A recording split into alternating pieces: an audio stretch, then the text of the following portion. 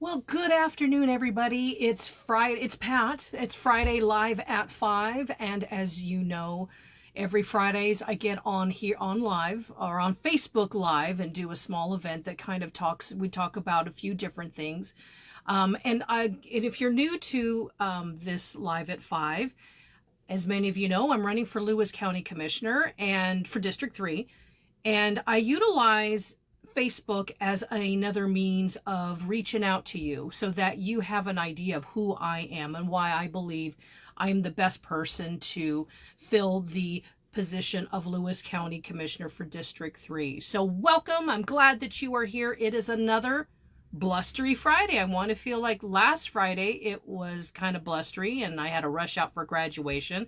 I can't believe a week has already passed, but it has. Anyway, I look out the window and again, it is blustery again, and I believe it's going to be raining over the weekend. So anyway, but looks like later down in the week, it should be clearing up, and being that we're in the middle of June, hopefully we'll be actually seeing some sun and having like actually summer. So anyway, I wanted to talk to you, or this week, I wanted to talk to you guys a little bit about poverty and how it affects our community. In the past, you've heard me talk about mental health and the importance of services available for those in need. And the big reason why I discuss this is and that's what I want to chat with you guys about today, is that Lewis County, as beautiful as it is, and I love living out here, our unemployment rate or our poverty rate is at 13%. Now, that's not the highest in the state. There are definitely other counties that have a higher rate, but we're still up there. Now, the U.S. average is about 11%. I think it's 11.4. Now, understand this. I understand statistics. I've taken statistics in college, so I understand you can manipulate the numbers to suit whatever report you want to provide. So I always utilize statistics more as a guide. So it tells me, though, that we are still kind of a little bit higher on the poverty side of things, if you will. And so when we look at poverty within our community, those in need tend to have an increase of risk of mental issues or mental health. They tend to have chronic diseases. They have people who are in the poverty level have more food and shelter insecurities, things that probably most of us don't maybe think about as often. They have a lack of access to health care. They tend to being more in abusive relationships at the home or outside of the home. There's neglect. I haven't listed out all of the effects poverty brings to a community because the list is quite long, but you get my idea. So for me, because I've been so involved and continue to be involved in the school, when I break that down and see how it affects children, and specific children, we see a lot of food and homes insecurities. And this really affects how kids learn or even not learn. Because they may be hungry, they're not as focused, and they may not have the ability, or they have the inability, if I say, to not be able to focus. Why? Because they're hungry and they're not sure where they're going to get some food. So they continue to get further and further behind, and so the gap continues to increase. So that is why when I've talked about in the past about living in a rural lifestyle and having our economic growth, I want to be able to also address that just the idea of just bringing businesses here doesn't necessarily mean that that's going to take care of our people in poverty, because some of these jobs they may not be able to apply for. Some of these jobs may just be college educated individuals. And so we need to look at, that's why it's so important, and why I feel it's so important that I'm at the decision table when we are looking at what companies and corporations are coming into our area, that we are very observant as to what kind of jobs can be brought here within this community. Now, as I've told you in the past, as a claims adjuster, I'm up and down the I-5 corridor, and I'm telling you, I'm seeing a lot of change coming this way. And so it's important that we are very focused and very observant as to what companies that, and we must have a plan as to what companies we want to bring here. We'd like to have jobs available for all folk, right? For people who have education, like a college education, I should say, or some with just high school education, and some that may not. So it's very important that we provide services for people to have like on-job training, right? To give them an opportunity to kind of lift themselves up and slowly or quickly, however, get out of the poverty level, because that's what I'd like to see happen, being that Lewis County is considered one of the highest poverty, one of the highest, not is not the biggest, but we have a high poverty rate. And being, again, involved in the school as much as I am, I also know that we have a high free and reduced lunch rate, like at 70%. So that, and because of that, I'll kind of move to my next kind of item. I want to jump back to this, but a few years ago, I found that I think there's a need for kids to, because I could see the food insecurities within the classroom. So I reached out to my local school and said, hey, do you see a need for kids maybe having some supplementary food, like for over the weekends and in holidays? And I got a resounding yes, we must have that. So I looked within my community. Now, granted, I may not have had the resources to really dig in to see who could provide and organize some food. So I went ahead on my own and created a 501c3 organization called Northwest Backpack Snack. And I'm very proud of that, of my nonprofit.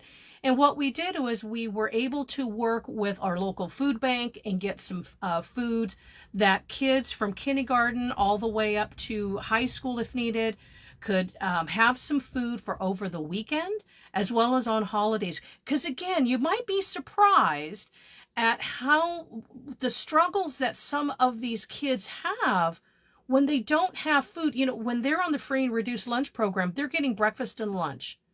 And I've seen their breakfast and lunch, and my son likes it. And we're not on the free and reduced lunch program, but my son's like, Mom, that looks kind of good. Can I have some breakfast or lunch? I'm like, you just had lunch or breakfast at home. Okay, sure. But anyway, my point is the food is good, because I've heard in some other areas of like, well, the food sucks. Well, no, not here in our school district. I think the food's very, very nutritious and pretty good. Anyway, so, but you think about on the weekends and on the holidays, where are they going to get their food? So I created Northwest Backpack Snack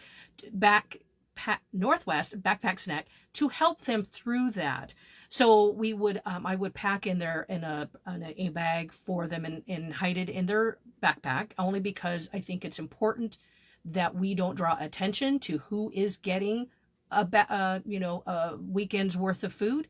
But it would include like oatmeal, any type of like apple sauces and juice boxes and things that would be easy for kids to be able to take care of on their own. So anyway, so the reason I'm kind of bringing Backpack Snack up is that people have asked, like, what can I do to help? When we talk about poverty in our county, what can we do to help? Well, I'm not suggesting that you create a nonprofit organization as I did.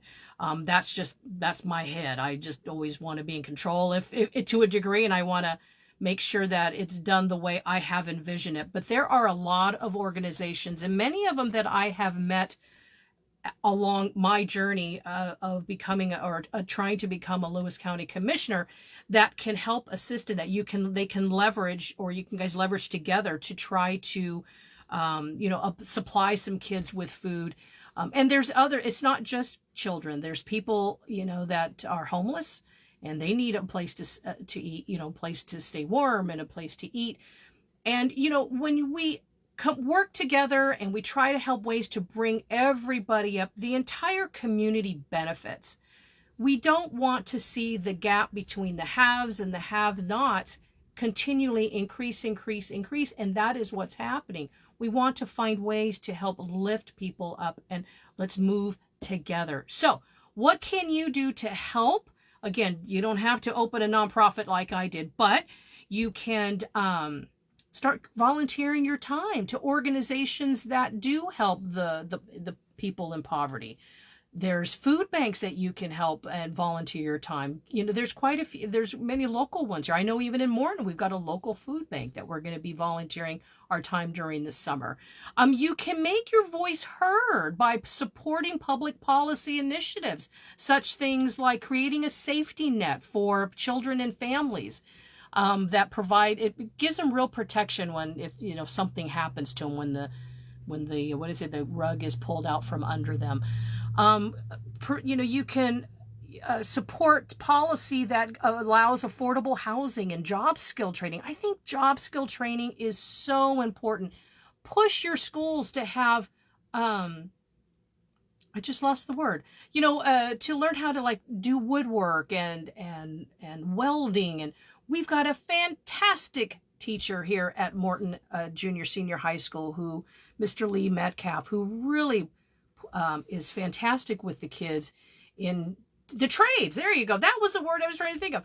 Really try to push your schools for trades. Trades is a fantastic way for people who are not maybe college bound, if you will, to be able to learn a trade and take care of their family. As an adjuster, I work with a lot of different contractors, and that's the one trend that I've been seeing in the last few years is that many of our tradesmen are retiring and there's nobody there to fill their shoes. So trade is, and let me tell you, if you are good at what you do, a tradesman can make a great amount of money. An electrician, a plumber, a carpenter, believe me. So there's ways that you can help by pushing your schools to keep trades open. So it's kind of like a big topic about poverty and how it affects your community and how you can help. But I think it all kind of blends together and they're intertwined. And again, if we can help the community, it strengthens your community. So just kind of want to chat to you about that today. So what is happening for this week? Okay, I got to look at the calendar, sort of. So we have, tomorrow is Egg Day in Winlock, Parade Day. So we will be out on parade. Now, I hope the weather might be a little bit cooperative. It's looking like maybe not, but it could. So bring your rain jacket. I don't know, I'll bring my rain jacket. We've got candy. We're going to pass out lots of candy, so that's going to be fun. Sunday is Father's Day, so if you've got a father or, around, and celebrate that time. I bet you'll very much enjoy it. I also wanted to bring up, if you're ever interested about what the board, the Lewis County Commissioner Board, or the Lewis County Commissioners do, you're always available. It's always available on Mondays at 9 o'clock. They have a meeting. That's their wrap up. It's at 9 and it's on Zoom. And if you can't do Zoom, you can call it in and listen. I've many times been driving down the road and have it on the radio, I have a Bluetooth, but you get my meaning. You can hear it. Also on Tuesdays at 10 is their bigger meeting. I think it's kind of not the wrap up, but that's like maybe a lot of decisions are made. Hello, Louis, I love you, or to love you. And then, next Saturday is Ride the Willaba. I've been wanting to do that for so long, and then COVID hit, and then they didn't. It's back on again, and there's a lot of different routes that you can take. Some are more strenuous than others, but it sounds like it's a lot of fun. So it looks like we've got our weekend is pretty jam-packed. I hope you have a great one. I hope to see you guys at Egg Days. I've been seeing their posts. I haven't been able to get out there today because of work, but it looks like it's a huge event. I'm so excited to go. So hopefully we'll see you there. Give a wave, and we'll be throwing out candy. And if you have any suggestions of something that you would like me to chat about, just put that under or send me a message, and I would love to do what I can do for that. Otherwise, I'll see you. I'm saying see you because I'm hoping many of you will go to the parade tomorrow. But if not, see you next Friday. Have a good week. Bye.